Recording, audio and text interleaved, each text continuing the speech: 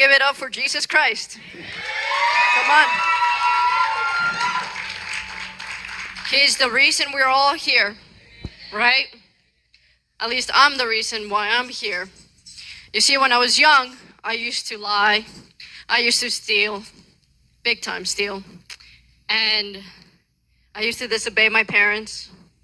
And eventually it turned out that I used to do all of that accumulated with sexual immorality. There was a point where I even let the influence of a man lead me to do, not drugs, but I tried drugs one time, and that was because I allowed them to influence me. And that is something that I want you guys to understand, that sometimes people could come into your life and influence you in a way that you will never imagine. And you would do things that God never wants you to do because he loves you. And my testimony today is that God took me out of that filth, took me out of that lying, the stealing, the cheating, the being disobedient to my parents, disrespectful to my parents and to authority, and brought me to his light in 2014.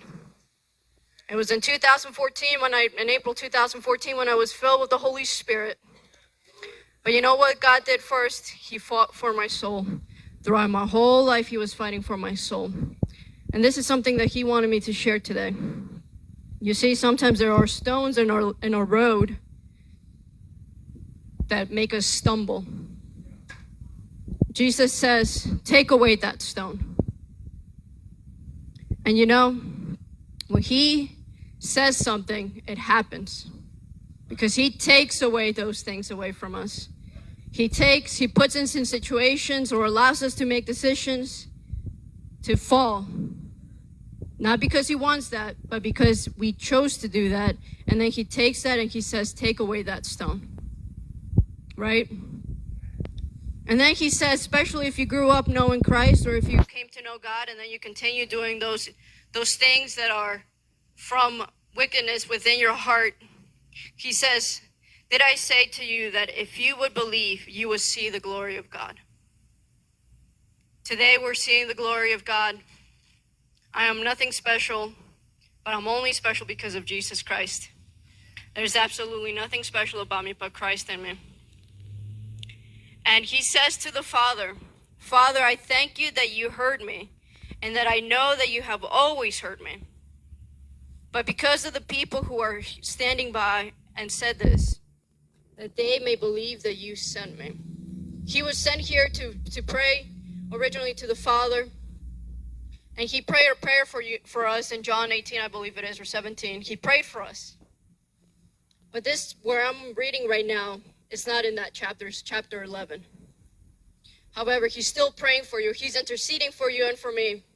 We have someone that's interceding for us day in and day out for every single thing and every single moment in our lives. And you know what happens next?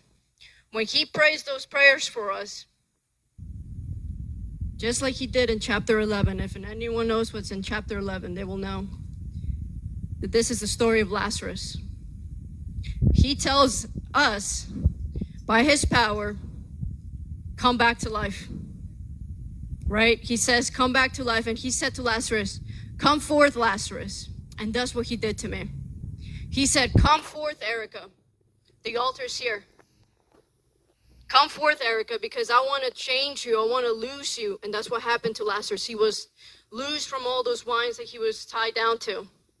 And you know what? I believe sometimes that we're tied down by spiritual strongholds and soul ties. And God says, take those away. And you know why he does that? He does that through the Holy Spirit. And that's the glory I want to give today to God. That he changed my life by the power of the Holy Spirit. Not by the power of a man, not by the power of a woman, by the power of the Holy Spirit.